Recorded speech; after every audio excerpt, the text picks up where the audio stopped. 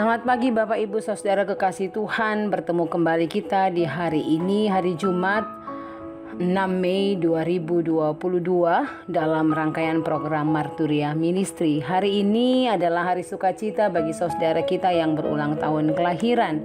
Ibu Merita Raja Guguk, Ibu R.A. Endang Christine Kusuma A, anak Manuela Pramundi Tiawe, anak R. Tri Korianto E. Koritelu, anak Reynold Sibarani, anak Michiko Fania, dan Ibu Foris DWH. Kami mengucapkan selamat ulang tahun kepada Bapak Ibu Saudara sekalian. Tuhan Yesus senantiasa memberkati di usia yang baru. Hari ini kita juga bersuka cita bersama Bapak Andreas Perdana dan Ibu Liana, juga bersama Bapak Lamsan Frandi Tumanggor dan Ibu A.A. Tiarmalina Boru Hotang yang berulang tahun perkawinan di hari ini. Kami mengucapkan selamat ulang tahun perkawinan. Tuhan Yesus memberkati kehidupan rumah tangga Bapak dan Ibu sekalian. Mengawali hari ini, mari kita berdoa. Tuhan, kami bersyukur untuk hari baru karunia Tuhan. Kami perlu tuntunan-Mu dalam menjalani kehidupan kami di hari ini. Bukalah hati kami, terangilah kami dengan Roh-Mu yang kudus, sehingga kami mengerti dan melakukan firman-Mu yang akan kami baca dan renungkan ini. Amin. Bacaan firman Tuhan untuk kita hari ini terdapat dalam Kitab Rut pasalnya yang ketiga ayat 1 sampai dengan ayatnya yang ke-11. Firman Tuhan berkata, lalu Naomi mertuanya itu berkata kepadanya, anakku, apakah tidak ada baiknya jika aku mencari tempat perlindungan bagimu supaya engkau bahagia? Maka sekarang bukankah Boas yang pengerja-pengerjanya perempuan telah kau temani itu adalah sanak kita? Dia pada malam ini menampi jelai di tempat pengirikan. Maka mandilah dan beruraplah. Pakailah pakaian-pakaian bagusmu dan pergilah ke tempat pengirikan itu. Tetapi janganlah engkau ketahuan kepada orang itu sebelum ia selesai makan dan minum. Jika ia membaringkan diri tidur, haruslah engkau perhatikan baik-baik tempat ia berbaring. Kemudian datanglah dekat, singkapkanlah selimut dari kakinya dan berbaringlah di sana. Maka ia akan memberitahukan kepadamu apa yang harus kau lakukan. Lalu kata Rut kepadanya, segala yang engkau katakan itu akan kulakukan. Sesudah itu pergilah ia ke tempat pengirikan dan dilakukannya lah tepat seperti yang diperintahkan mertuanya kepadanya. Setelah Boas habis makan dan minum dan hatinya gembira, datanglah ia untuk membaringkan diri tidur pada ujung timbunan jelai itu. Kemudian datanglah perempuan itu dekat dengan diam-diam, disingkapkannya lah selimut dari kaki Boas dan berbaringlah ia di situ. Pada waktu tengah malam dengan terkejut terjagalah orang itu lalu meraba-raba ke sekelilingnya dan ternyata ada seorang perempuan berbaring di sebelah kakinya. Bertanyalah ia, siapakah engkau ini? Jawabnya, aku Rut hambamu.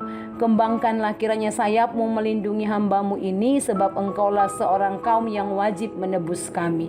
Lalu katanya, diberkatilah kiranya engkau oleh Tuhan ya anakku. Sekarang engkau menunjukkan kasihmu lebih nyata lagi daripada yang pertama kali itu, karena engkau tidak mengejar-ngejar orang-orang muda, baik yang miskin maupun yang kaya. Oleh sebab itu anakku, janganlah takut, segala yang kau katakan itu akan kulakukan kepadamu. Sebab setiap orang dalam kota kami tahu bahwa engkau seorang perempuan baik-baik. Demikianlah firman Tuhan. Ibu bapa saudara yang Tuhan Yesus kasihi, bagian firman Tuhan kita masih bercerita tentang Rut menantu Naomi. Rut sangat mengasihi Naomi mertuanya, oleh sebab itu ia mengambil keputusan untuk mengikut mertuanya ketika mertuanya Naomi mau kembali ke tanah asalnya Bethlehem Yehuda. Di Bethlehem Rut bekerja di ladang milik Boas demi keberlangsungan hidup mereka berdua. Naomi pun memperhatikan masa depan Rut. Naomi mau kehidupan masa depan Rut bahagia. Itulah sebabnya Naomi menjodohkan Rut dengan Boas. Memang menurut adat istiadat pada waktu itu, jika ada seorang laki-laki yang telah menikah meninggal, istri yang ditinggalkan itu harus menikah dengan saudara laki-laki dari keluarga suaminya, sehingga ia bisa memberikan keturunan baginya. Boas adalah keluarga dari Elimelek, suami dari Naomi. Nah, ketika Naomi meminta Rut untuk menikah dengan Boas, Rut menghormati mertuanya. Apa yang dikatakan oleh mertuanya semua dilakukan oleh Rut, dan akhirnya Boas juga menikah dengan Rut. Boas menikah dengan Rut karena Boas melihat cinta kasih yang ada pada Rut benar-benar tulus ketika Rut mau meninggalkan keluarganya dan ikut dengan Naomi mertuanya. Terlebih lagi, Rut mau juga mengimani Tuhan yang disembah oleh mertuanya. Ketulusan hati Rut membuat Rut diberkati oleh Tuhan. Ketaatan dan kesetiaan Rut membuat Rut menerima berkat Tuhan.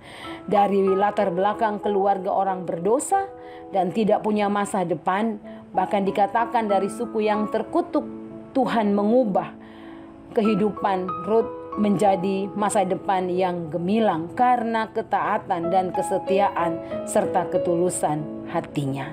Ibu bapak saudara, biarlah kita semua tetap berada dalam ketaatan, kesetiaan, dan ketulusan hati dalam menjalani kehidupan yang Tuhan anugerahkan kepada kita.